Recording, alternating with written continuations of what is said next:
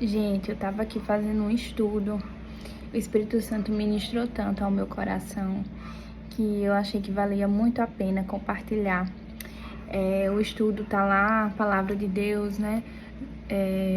Vamos compartilhar lá no livro de Gênesis, capítulo 26, a partir do versículo 12 até o 16.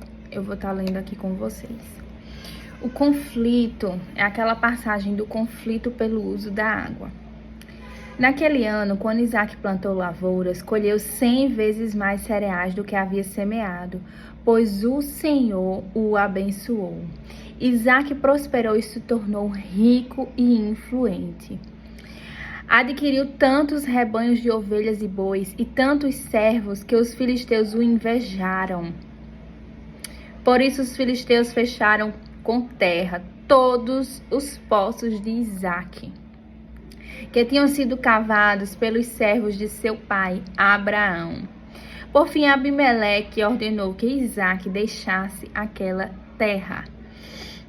Vá para outro lugar, disse ele. Você se tornou poderoso demais para nós.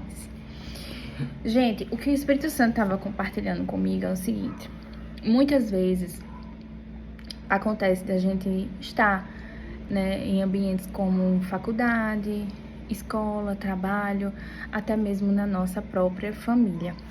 E pessoas começam a nos perseguir, nos hostilizar, querer nos humilhar, nos abater, nos envergonhar, nos apedrejar. Se levantam tantas situações, aquele ambiente vai ficando tão insuportável que a melhor coisa do mundo é chegar a uma pessoa como Abimeleque. Pois é, a melhor coisa do mundo é chegar a uma pessoa como Abimeleque. Por quê? Se ele feriu tanto, se me feriu tanto, se doeu tanto, mas pelo menos ele falou uma verdade, e uma verdade que expulsou Isaac daquela terra que estava tão sem crescimento, sem solução, uma terra que estava maltratando, uma terra que estava impedindo o crescimento de Isaac, uma terra onde Isaac não estava se desenvolvendo, uma terra onde Isaac não ia conseguir prosperar, uma terra onde ele não ia ser feliz. Então, às vezes a gente fica sem entender, por que aquela pessoa veio e me feriu tanto? Mas às vezes, muitas vezes, foi a melhor coisa que aquela pessoa fez, porque aquela pessoa está te empurrando para o teu destino. Foi isso que os irmãos de José fizeram quando empurraram José num poço. José tinha aproximadamente ali 17 anos de idade. Imagina o que é um adolescente de 17 anos ser empurrado num poço pelos seus próprios irmãos. E ninguém ali tinha noção que, na verdade, os irmãos de José estavam empurrando ele para o seu destino profético. José estava sendo empurrado para aquilo que ele nasceu para ser, para fazer. Só que não tinha como ninguém saber, porque a nossa visão é muito limitada. Nós somos criaturas, temos a mente limitada, o conhecimento, a visão. Deus não nos mostra, Deus muitas vezes ele dá a visão da onde a gente vai chegar, mas o percurso até chegar, o Senhor não mostra, porque ele sabe que a gente ia dizer: Senhor, não vou. Não tem condição. Então, a mesma coisa aconteceu aqui. Abimeleque, ele expulsou Isaac daquela terra com todas as palavras. Tipo assim, Isaac não tinha como inventar, dizer uma desculpa, porque às vezes a gente fica querendo inventar desculpa para nós mesmos, ou fica querendo, dizer, não, mas ela não falou bem assim, bem assada aqui não teve como. Ele foi reto e direto. Vá para outro lugar. Disse ele: você se tornou poderoso demais para nós. Também como é bom, né? Você identificar logo que a pessoa é uma invejosa, que a pessoa está incomodada com o seu brilho, com o seu crescimento. E a melhor coisa do mundo é que a pessoa se revele logo. Porque quantas e quantas pessoas passam anos e anos convivendo com a pessoa, achando que aquela pessoa é sua amiga, e a pessoa, na verdade, é uma é um lobo em pele de cordeiro, né? A pessoa ali muitas vezes desejando o seu mal, muitas vezes não quer ver o seu crescimento. Você tá ali do lado da pessoa contando tudo seu, achando que a pessoa tá ficando alegre, que ela vocês estão crescendo juntos, né? Uma amizade que tá crescendo junto, mas não, a pessoa está extremamente incomodada. E às vezes a gente não tem essa noção, essa percepção. Por isso, a melhor coisa do mundo é quando a pessoa chega e mostra quem ela é. Então, quando as máscaras caírem, não sofra, agradeça, porque você está indo para a terra que vai permitir que você se desenvolva, né? Isaac ainda tem mais, porque quando ele sai de lá, ele não vai logo para a terra prometida dele, não. Por isso que a gente tem que ver e pedir a Deus, né, para nos dar força. E como é importante com Deus a gente saber perseverar, porque Isaac foi isso que ele fez, ele continuou perseverando, né? Quando ele sai de lá, olha o que acontece. Então Isaac partiu de onde estava e se estabeleceu no vale de Gerar, onde armou suas tendas, reabriu os poços que seu pai havia cavado e que os filisteus haviam fechado depois da morte de Abraão, e lhes deu o mesmo nome que Abraão tinha dado. Os servos de Isaac também cavaram no vale de Gerar e encontraram uma fonte de água corrente. Contudo, os pastores de Gerar entraram em conflito com os pastores de Isaac. Essa água é nossa. Ou seja, Isaac teve que continuar a nadar, perseverar. Diziam eles. Por isso, Isaac chamou o poço de Ezeque. Em seguida, os homens de Isaac cavaram outro poço, mas novamente houve conflito. Isaac abandonou este poço também e mandou cavar outro mais adiante. Dessa vez ninguém discutiu, né? Então ele ainda encontrou mais conflito na sua caminhada. Quantas vezes a gente quer desistir no primeiro conflito, na primeira terra difícil, nas primeiras pessoas difíceis? Gente, vai ter gente difícil em todo lugar. Ninguém discutiu por causa dele, e de modo que Isaac o chamou de Reobote, pois disse: finalmente o Senhor criou espaço suficiente para prosperarmos nessa terra. Então o negócio é perseverar e continuar a nadar, continue a nadar, continue a nadar, continue a perseverar. O Senhor é contigo, Ele é a tua força. É Ele que luta por você, Ele é seu escudo, sua fortaleza, né? Então, Isaac, ele continuou perseverando, ele não desistiu. Na primeira, ele foi altamente atacado, né? A gente vê aqui um ataque mesmo, direto, mas ele continuou perseverando, até que o Senhor levou ele ao Reobote dele, e o Senhor tem um Reobote para você também, amém? Finalmente o Senhor criou o espaço suficiente para prosperarmos, e você vai chegar no seu Reobote e vai poder testemunhar: o Senhor me trouxe para uma terra que eu posso me desenvolver, que eu posso me estabelecer, que eu posso crescer, que eu posso fluir naquilo que o Senhor me chamou, porque o Senhor cessou aquele tempo de perseguição, de humilhação, né? Isaac continuou perseverando, lutando, batalhando, até que ele chegou sim no seu lugar de descanso, de refrigério. E eu quero continuar essa palavra levando vocês lá para o capítulo 31 também do livro de Gênesis, onde a gente vê outra perseguição, dessa vez entre Jacó e Labão, né? Jacó é um dos filhos de Isaac, né? Isaac teve filhos gêmeos, Jacó é um desses filhos e Labão era o seu sogro, né? Então a gente vê uma perseguição de Labão muito... Gente, toda perseguição, ela é maligna, né? Toda perseguição, ela é maligna. Toda pressão hostil, né? Aquela pressão que humilha, que esmaga, ela é maligna, né? Toda confusão, ela é maligna. Ela não vem do Senhor, né? A Bíblia diz que Jesus é o príncipe da paz. Então, a gente deve buscar realmente estar com o príncipe da paz, né? Porque a confusão, ela nunca é do Senhor, né? Aonde há confusão, briga, contenda, o Senhor não habita ali naquele meio. Mas vamos ler aqui. Então Jacó percebeu que os filhos de Labão estavam reclamando dele. Jacó roubou tudo que era do nosso pai. À custa de nosso pai adquiriu toda a sua riqueza. Jacó também começou a notar uma mudança na atitude de Labão para com ele. Então o Senhor disse a Jacó: volte para a terra de seu pai, de seu avô, a terra dos seus parentes, e eu estarei com você. Jacó mandou chamar Raquel e Lia ao campo onde ele cuidava de seus rebanhos e disse a elas: notei que seu pai mudou de atitude em relação a mim. O Deus de meu pai, porém, tem estado comigo.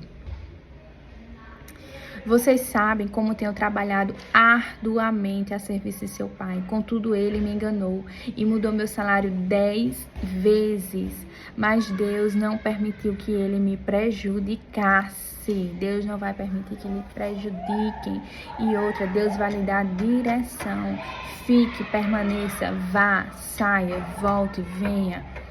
Temos que ouvir a voz do Senhor, não a voz de homens, mas a voz do Senhor. Porque olha só, eu acho que é aqui, mais adiante no versículo 22, né? Jacó, como a gente vê, ele combina com as esposas, elas aceitam que eles não tem como sair de forma pacífica. Então eles combinam ali de sair, né? Vai ser tipo uma fuga mesmo daquelas terras de Labão, com seus filhos, tudo. E quando eles estão ali já saindo distante, Labão consegue alcançar eles. E a gente vê o vitimismo que Labão faz. Quantas e quantas vezes a gente tá convivendo com pessoas narcisistas, com pessoas que maltratam, com pessoas que humilham, com pessoas que dizem palavras que ferem, mas essas pessoas, elas se fazem de vítimas, né? Ah, por quê? Porque você se afastou de mim? Ah, porque não me procura mais? Porque não me chama mais? Né? O que foi que aconteceu? O que foi que houve? Né? E quantas vezes até nos acusam. Ah, mas eu não fiz nada. Ah, mas foi você, né? Olha o que foi que Labão falou aqui para Jacó. 3 dias depois, Labão foi informado de que Jacó havia fugido. Reuniu um grupo de parentes e saiu em perseguição a Jacó. 7 dias depois, o alcançou na região montanhosa de Gileade. Na noite anterior, porém, Deus havia aparecido em sonho a Labão e dito a ele: estou avisando, deixe Jacó em paz. Gente, a gente não sabe os planos do nosso inimigo. A gente não sabe. O Senhor, ele nos defende de coisas que a gente nem imagina, que a gente nem pode imaginar. Coisas que estão para acontecer ou para fazerem conosco, a gente não sabe. Mas o Senhor é aquele que tudo vê, que tudo sabe. Nada está em oculto para o nosso Deus. Então, ele desfaz, ele é aquele que desfaz o plano do adversário. Plano esse que a gente nem sabia que existia. Ele vem em nossa defesa. Amém? Então Labão o alcançou, enquanto Jacó estava acampado na região montanhosa de Gileade e armou seu acampamento ali perto. O que você fez? Perguntou Labão. Como ousou me enganar e levar minhas filhas embora, como se fossem prisioneiras de guerra? Por que fugiu em segredo? Por que me enganou e por que não avisou que desejava partir? Eu lhe teria dado uma festa de despedida, com canções e música ao som de tamborins e harpas. Por que não me deixou beijar minhas filhas e meus netos e me despedir deles? Você agiu de forma extremamente tola. Eu poderia destruí-lo, mas Deus, o Deus de seu pai, me apareceu ontem à noite e me advertiu: deixe Jacó em paz. Entendo sua vontade de partir e seu desejo de voltar à casa de seu pai, mas por que roubou meus deuses? Gente, olha só. Labão mudou o salário de Jacó 10 vezes, como a gente leu aqui, né? Imagina você trabalhar arduamente, acordar cedo, dorme tarde, ter seu salário mudado 10 vezes, né? Ele enganou Jacó desde o começo. Jacó trabalhou 7 anos para casar com Raquel. Ele foi e botou Jacó para casar com Lia. Então sempre houve enganação, sempre houve enrolação, sempre houve, a gente não vê ali uma fidelidade, um respeito, muito pelo contrário, né? Então estava ali um ambiente muito hostil, de muita pressão, os irmãos, né? Também se voltando contra Jacó, mas a gente vê a fidelidade, né? De Deus todo o tempo com Jacó, protegendo Jacó. A gente vê mais adiante como o Senhor muda a sorte, a vida de Jacó, ele passa a ser Israel, né? Então, assim, a gente não sabe o que o inimigo está planejando, mas a gente vê o tamanho da fidelidade de Deus aqui na vida de Jacó, como ele vai dar um recado a Labão e diz: não toque no meu ungido, não toque no meu servo, deixe Jacó em paz. E assim Deus está dizendo aos seus e aos meus inimigos: deixe ela em paz. Você vai conseguir seguir adiante, essas pessoas vão ficar para trás. Né? A gente vê ali depois que eles se resolvem, eles estabelecem uma aliança, mas a gente vê que cada um vai para o seu rumo realmente. A gente vê que existe um tempo para tudo, né? Como a Bíblia mesmo fala isso lá em Provérbios 3. Existe um tempo para tudo. Então, esse tempo de pressão, ele também nos leva ao crescimento, ao amadurecimento, né? Ao despertar, a ter realmente mais intimidade com o Senhor, a buscá-lo mais e nessa intimidade receber as direções, os mapas certos para tomar o destino certo, né? E depois eles se resolvem tudo, eles fazem uma aliança, mas a gente vê que cada um toma seu rumo. E a gente vê ali todo o tempo a mão do Senhor, né, em defesa, sustentando, dando direção, protegendo. Um plano que Jacó não tinha nunca como saber, né, que estava se formando ali na mente de Labão. Quantas vezes os nossos adversários estão com a mente tão maliciosa, né, com planos tão malignos, mas vem o Senhor e nos defende e desfaz toda aquela trama, né, maligna ali que o diabo mesmo vai implementando, muitas das vezes nas mentes das pessoas contra nós, né, nossas vidas são flechas do maligno, mas o Senhor, a Bíblia diz que Ele é o nosso escudo, a nossa fortaleza, e assim como Isaac chegou no rebote dele, naquela terra, né, larga, espaçosa, que ele prosperou, assim vai ser na sua vida. Deus tem um rebote para você, um novo tempo, sem perseguição, sem pessoas se fazendo de vítima, te acusando de coisas que na verdade foram elas que fizeram, né? Labão aqui acusa Jacó de uma forma, se faz de vítima de uma forma, quando era ele que estava oprimindo, fazendo tudo errado com Jacó. Como é difícil conviver com essas pessoas, mas em todo tempo o Senhor é a nossa defesa, o nosso escudo, o nosso fiel advogado que nunca perde uma causa. Ele é o justo juiz, né? A Bíblia diz que a base do seu trono é justiça e juízo. Ele advoga a nossa causa. Ele entra em nossa defesa, ele nos conduz ao nosso rebote, né? Ele também conduziu aqui Jacó, ele conduziu Isaac, né? Ele conduziu aquele povo no deserto. Ele tinha uma terra para aquele povo ali no deserto. Não faltou o maná. Então, nas nossas vidas não falta o maná, não falta a direção, porque o Senhor, Ele vem em nossa defesa. Amém.